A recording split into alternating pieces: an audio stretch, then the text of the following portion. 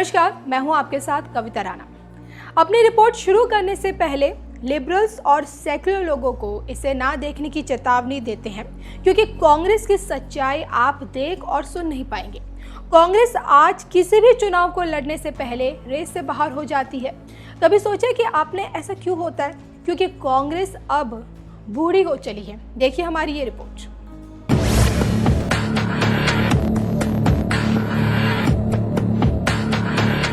कांग्रेस अब बूढ़ी हो चली है। इस पार्टी में युवा चेहरों की कोई पूछ नहीं बची। इसके ज्यादातर नेताओं की उम्र 60 साल या उसके ऊपर की हो गई है। सोनिया गांधी पार्टी की अध्यक्ष हैं, उनकी उम्र है 73 साल। अंबिका सोनी महासचिव हैं, उनकी उम्र है 78 साल। अविनाश पांडे भी महासचिव हैं, उनकी उम्र है 62 साल। गुलाम नबी आजाद महासचिव हैं और उनकी उम्र भी 70 के पार 71 साल है। हरीश रावत महासचिव हैं, उनकी उम्र भी 71 साल है। केसी वेणुगोपाल भी महासचिव हैं और वो भी 60 साल के करीब हैं। मल्लिकार्जुन खड़गे की उम्र है 77 साल और वो भी पार्टी के महासचिव हैं। खैर, अभी तो ये बहुत छोटे छोटे एग्जाम्पल हैं। ये तो आप भी मानते हैं कि कभी देश पर एक छत्र राज करने वाली कांग्रेस पार्टी आज अपने सबसे बुरे दौर से गुजर रही है। 2014 के लोकसभा चुनाव में पार्टी बुरी तरह पिटी, फिर 2019 में पिट गई। राजस्थान, मध्य प्रदेश और छत्तीसगढ़ में पार्टी सत्ता में वापस तो आई, लेकिन छत्तीसगढ़ को छोड़कर कहीं भी विश्वास के साथ पार्टी को पब्लिक ने सपोर्ट नहीं किया। बाद में मध्य प्रदेश भी हाथ से चला गया। पार्टी में कोई तैयारी नजर आती नहीं। आपने देखा ही होगा कि पिछले साल राष्ट्रीय अध्यक्ष के चुनाव में पार्टी को कितनी माथापच्ची करनी पड़ी। पार्टी में कोई ढंग का नेता नहीं बचा जो पार्टी की बागडोर संभाल सके। इसलिए फिर से कमान 72 साल के बुजुर्ग सोनिया गांधी को देनी पड़ी। पार्टी के भीतर अगर कोई युवा आगे आता है तो उसके पर काट दिए जाते हैं, जैसा ज्योतिरादित्य सिंधिया के साथ हुआ। राजस्थान में यही हाल राजेश पायलट के साथ हो रहा है। सिंधिया तंग आ गए थे और पार्टी उन्होंने छोड़ दी।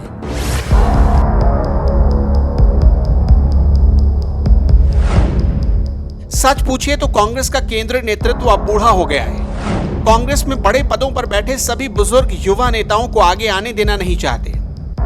73 साल की हो चुकी सोनिया गांधी अक्सर बीमार रहती हैं। डॉक्टर ने ज्यादा घूमने फिरने से मना कर दिया है। 1998 से कांग्रेस का नेतृत्व अधिकतर उन्हीं के हाथों में रहा। अहमद पटेल कांग्रेस के कोषाध्यक्ष हैं, उनकी उम्र 72 साल हो चुकी है। अहमद पटेल 18 साल तक सोनिया गांधी के राजनीतिक सलाहकार रहे। पिछले 36 सालों से पटेल कोई भी चुनाव नहीं जीते। पार्टी ने उन्हें राज्यसभा के रास्ते सांसद बनाए रखा। 78 साल की अंबिका सोनी कांग्रेस की वरिष्ठ नेता हैं। कई सालों से राज्यसभा में जमी हुई हैं। उन्होंने अपने लाइफ टाइम में कोई चुनाव नहीं जीता। संजय गांधी के जमाने में जब आपातकाल लगा तो वो युवा कांग्रेस की अध्यक्ष होती थी। 1976 में ही राज्यसभा भेजा गया और तब से वो कांग्रेस की महासचिव बनती आ रही हैं। गुलाम नबी आजाद के बारे में तो आपने सुन ही लिया। 71 साल के हैं, जम्मू कश्मीर के मुख्यमंत्री रह चुके हैं। फिलहाल हरियाणा के प्रभारी महासचिव और कांग्रेस कार्य समिति के सदस्य हैं। आजाद युवा कांग्रेस के राष्ट्रीय अध्यक्ष रहे हैं। उन्होंने 1980 और 1984 में महाराष्ट्र के वाशिम से लोकसभा चुनाव जीता था। यूं तो गुलाम नबी आजाद कांग्रेस के सबसे बड़े मुस्लिम चेहरे हैं, वरिष्ठ नेता हैं, लेकिन ये कड़वा सच है कि 1984 के बाद गुलाम नबी आजाद ने अपने दम पर कोई चुनाव नहीं जीता। गुलाम नबी आजाद फिलहाल राज्यसभा में विपक्ष के नेता हैं और 5वीं बार राज्यसभा के मेंबर बने। केंद्र में जब भी कांग्रेस की सरकार आई, गुलाम नबी आजाद को मुस्लिम कोटे से मंत्री पद मिलना तय होता था। गुलाम नबी आजाद के बारे में एक और फैक्ट आपको बताते हैं। आजाद जब जम्मू कश्मीर के सीएम बने थे तब भी चुनाव जीत कर नहीं, बल्कि विधान परिषद के रास्ते ही विधायक बने थे और तब सीएम की कुर्सी मिली थी। अब उस चेहरे की बात करते हैं जिन्हें राहुल गांधी के इस्तीफा देने के बाद कार्यकारी अध्यक्ष बनाया गया था, यानी बात मोतीलाल वोरा की। मोतीलाल वोरा की उम्र 93 साल। 65 साल की उम्र में लोग रिटायर हो जाते हैं, लेकिन 93 साल की उम्र में मोतीलाल वोरा कुर्सी पर डटे हुए। मोतीलाल वोरा मध्य प्रदेश के मुख्यमंत्री, केंद्रीय मंत्री, राज्यपाल और कांग्रेस के कोषाध्यक्ष रह चुके हैं। 1998 में मोतीलाल वोरा ने अपनी जिंदगी का आखिरी चुनाव जीता था। वो कई दफे राज्यसभा के मेंबर भी रह चुके हैं। 2019 के लोकसभा चुनाव में मल्लिकार्जुन खड़गे चुनाव हार गए। उससे पहले वो लोकसभा में कांग्रेस संसदीय दल के नेता थे। 78 साल की उम्र में वो महाराष्ट्र कांग्रेस के प्रभारी महासचिव हैं। पिछले लोकसभा चुनाव में खड़गे तो हारे ही, महाराष्ट्र में कांग्रेस 2 से 1 सीट पर आ गई। हालांकि फिलहाल कांग्रेस शिवसेना के साथ सरकार में है, लेकिन फिर भी वो चुनाव हार चुकी थी। एनसीपी के दम पर वो सरकार में शामिल हुई। 60 साल के मुकुल वासनिक कांग्रेस महासचिव हैं। अभी हाल ही में विवाह के बंधन में बंधे हैं। वो एनएसयूआई और युवा कांग्रेस के अध्यक्ष रह चुके हैं। 72 साल के हरीश रावत कांग्रेस महासचिव हैं।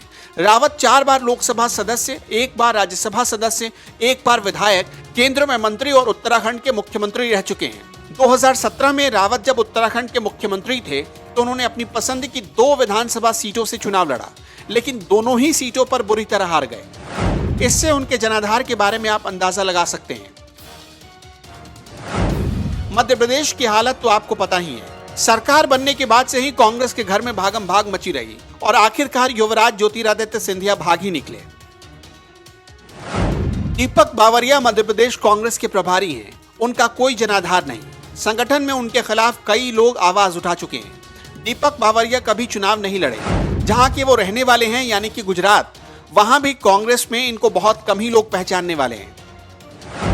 62 साल के कांग्रेस महासचिव अविनाश पांडे ने कभी कोई चुनाव नहीं जीता, लेकिन महासचिव हैं। 1 बार महाराष्ट्र विधानसभा के सदस्य रहे, यानी वो भी बैकडोर विधान परिषद से चुनकर आए थे। फिलहाल वो राजस्थान के प्रभारी महासचिव और कांग्रेस कार्य समिति के भी सदस्य हैं। राहुल गांधी के नजदीकी हैं, इसलिए संगठन में डटे हुए हैं। केरल के 2 बार मुख्यमंत्री रहे ओमन चांडी की उम्र है 77 साल, पर वो भी महासचिव हैं। उम्र अधिक होने के कारण वो अधिक भागदौड़ नहीं कर पाते, लेकिन फिर भी पार्टी उन्हें ढो रही है। कांग्रेस अध्यक्ष सोनिया गांधी, कोषाध्यक्ष अहमद पटेल के अलावा 13 महासचिवों की टीम के 95% मेंबर 65 की उम्र पार कर चुके हैं। 23 मेंबर में से 3 तो सिर्फ गांधी परिवार से आते हैं। अब फर्क देखिए और समझिए। अमित शाह बीजेपी के राष्ट्रीय अध्यक्ष होते थे। पहले वो राज्यसभा के मेंबर बने। अगर वो चाहते तो लगातार राज्यसभा के सदस्य रह सकते थे, लेकिन 2019 में उन्होंने चुनाव लड़ा और जीते। ये फर्क है बीजेपी और कांग्रेस में।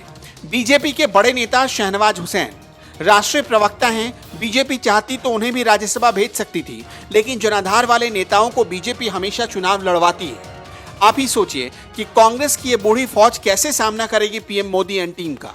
बूढ़ी कांग्रेस के ज्यादातर नेता हाफ रहे हैं, थक चुके हैं, बीमार हैं, जबकि पीएम मोदी हो या राजनाथ सिंह या फिर जेपी नड्डा और अमित शाह, कोई भी मौसम हो, सफर चाहे कितनी ही दूर की क्यों ना हो, किसी को कोई फर्क नहीं पड़ता।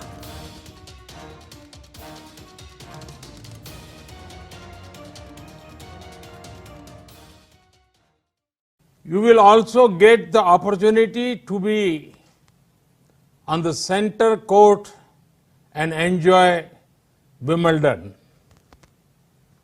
Friends, in these times, it is natural to talk about revival. It is equally natural to link global revival and India.